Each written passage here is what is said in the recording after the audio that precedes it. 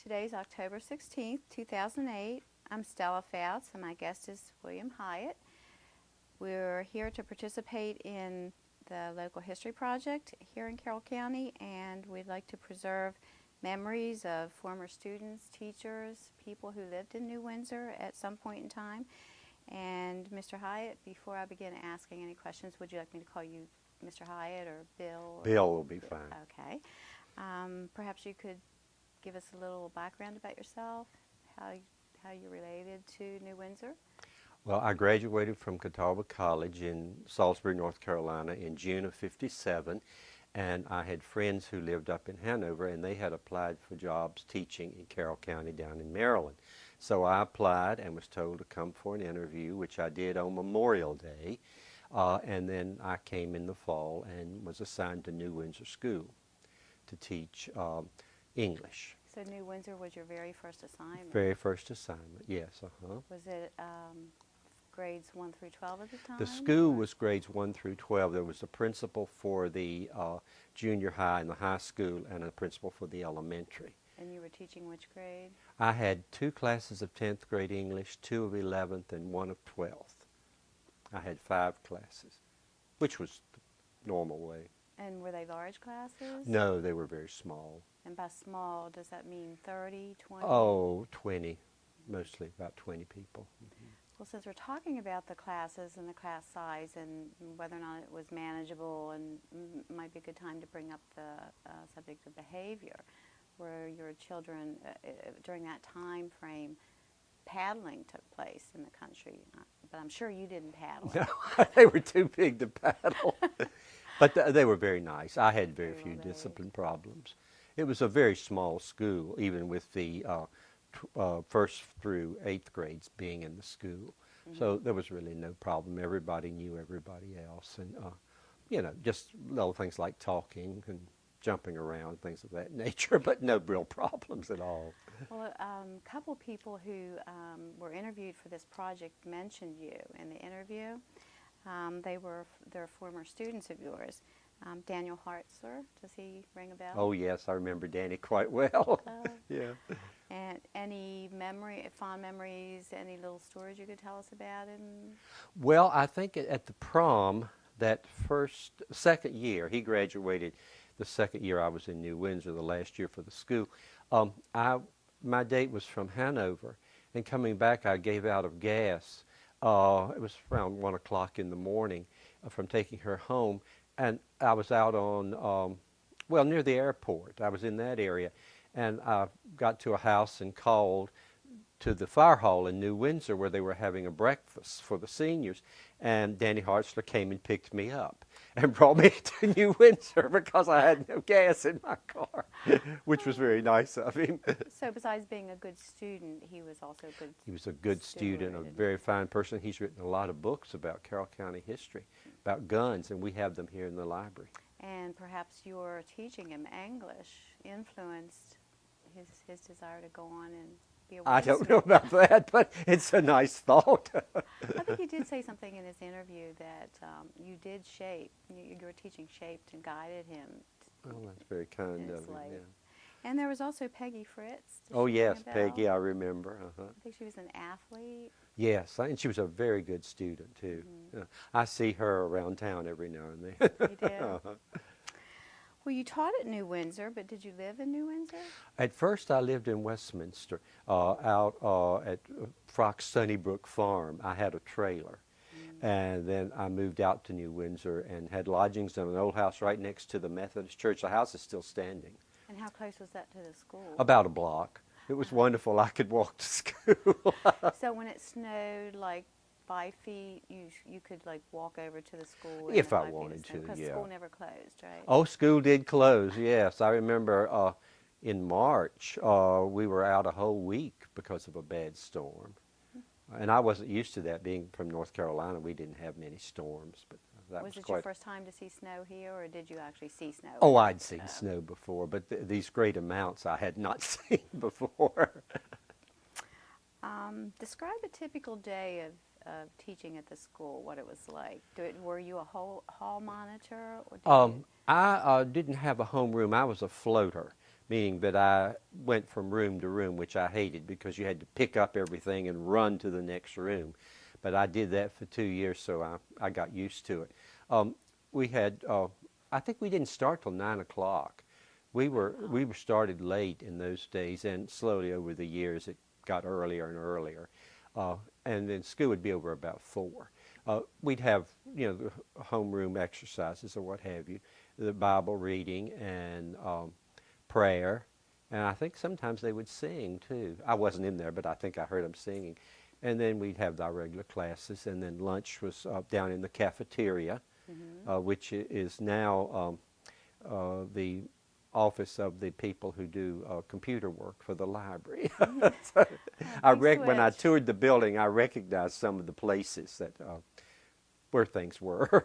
So when you walk through there with all the changes with the library's headquarters there now, did it still take you back to some memories? Yes. Particularly when I got on what they're calling the 3rd floor, was our 2nd floor, and they've done nothing except gut it up there. And I could see where my little office had been. I had a little office at the head of the stairs, and the classrooms, and I knew where friends of mine taught. Now, the downstairs, the gym has become a meeting room. I remember that when it was the gym, and they saved the floor, which was wonderful. It's beautiful. Beautiful floor. How about recess for high school students? We didn't see the elementary people very much. There was a principal for the elementary school and one for the junior high and high school, so we just didn't see them. They were in one end of the building, and we were in the other. They were in what was then called the new wing. I think it had been built about 53. And the school had been built in 35. So total students at the time you were teaching was probably, with grades 1 through 12, in class sizes of about 20 or so, perhaps 600? No more than that. And the senior class was very small. I think there were only like maybe 30 people in the senior class, if that many. Wow. Graduating class, 30. And we had graduation right in the school auditorium. Was there anything else you'd like to add that we haven't? Well, I was a yearbook sponsor.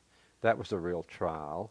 Advisor, rather. I had never done yearbook in high school or college. Well, what made it a trial? Because I'd never done it before, and I didn't know what I was doing. And, but after the first year? Yeah, after the first year. And it was difficult because the kids who were going to be seniors would be mixed in when we got to Key with kids from another school. They don't do that anymore. You finish in the school, usually where you're going if you're, say, in the 10th grade. But these people were all thrown together, Elmer Wolf and New Windsor, and some from Tontitown in Francis Scott Key for their senior year, which was awkward. So we had to try to do as much as we could to in the New Windsor School, before we went to another school. So it was a consolidation. A consolidation, then all of those students, you're saying they were in the yearbook? Or no? I'm a little confused. Oh, I'm sorry. Yeah, well, what we did with the yearbook the last year, the class of 59, was the last class that graduated from New Windsor. We tried to do some history of the school and combine a lot of things. So it was more than just a yearbook of that class. It was sort of the whole school. So after 59, then you're saying the consolidation took place. Yeah, and we went. Most of us went to Francis Scott Key to teach, and the teachers from Elmer Wolf came, and kids from Elmer Wolf and New Windsor and Tontitown. So have you always taught in Carroll County? Or? No. I taught at New Windsor for 2 years and at Key for 3, and then I went to Baltimore County. And you taught there how long? Oh, let's see, 25 years. Oh, wow. 25 So that's enough time to compare, I suppose, your experiences as a teacher in Baltimore County to Carroll County in the 50s it was a and world 60s. Of difference. Was it? I was in a very big school in Baltimore County. I was only in 2 schools in Baltimore County, but they were both large schools. And having lived in New Windsor and taught there in a much smaller school in the rural Carroll County as opposed to, had to have been a big big difference. It was a big change. It was more like what I experienced in high school myself, because I went to a very large high school, which was more like a college campus when I was in school in North Carolina. Well, I do want to mention that Dan mentioned that he had a substitute teacher, Dan Hartzler, and I don't recall that teacher's name, and he said that that teacher he was a coach for the year, and he took his class out one day to swim because it was hot. They took him out to the creek or across the road. Oh, really? Did you ever do anything like that? That was just a good idea? No, we took theater trips. One year we went to the Ford's Theater in Baltimore, which has now been torn down, to see Diary of Anne Frank. And then we took a bus trip the next year to see Bells Are Ringing in Washington. Mm-hmm. And, you said, did I have any troubles?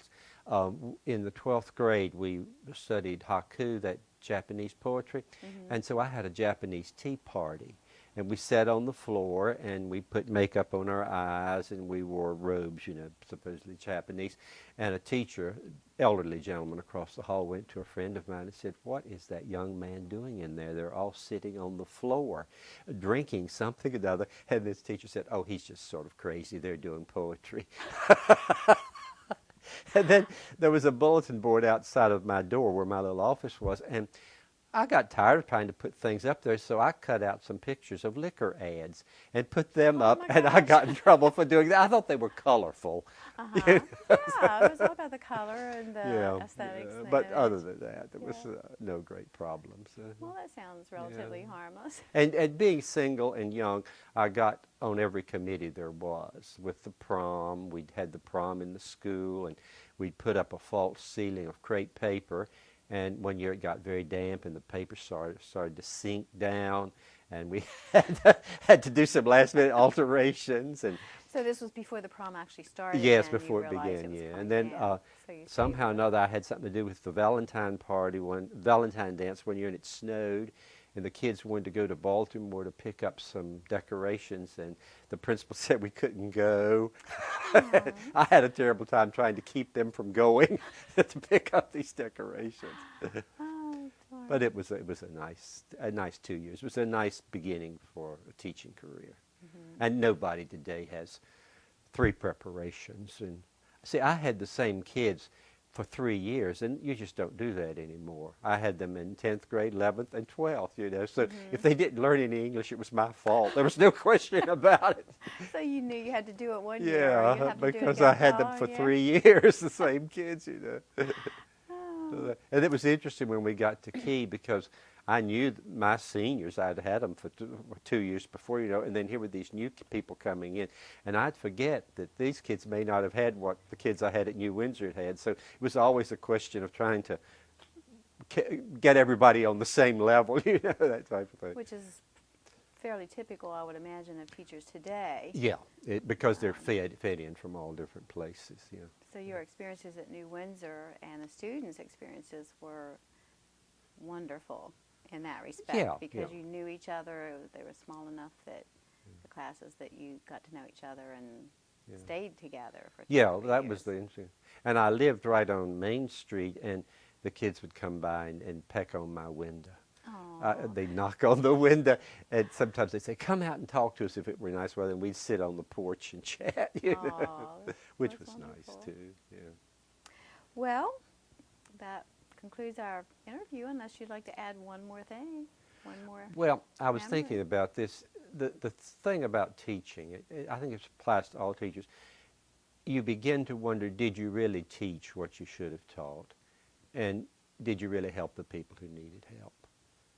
And that I think, when I go back to reunions, I'm invited to a lot of the reunions, and those kids now are in their 60s. Mm-hmm. They're not kids anymore, but I still think of them as kids.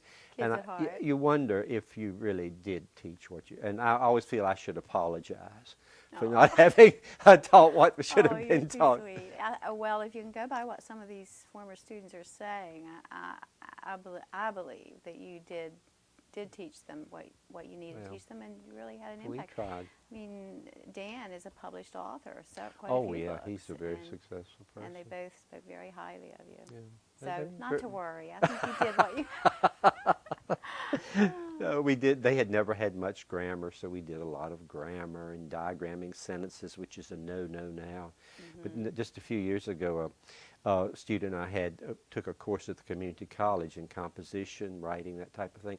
And she called me and she said, I was the only one in the class who knew what a predicate nominative was and what this case was and what that case.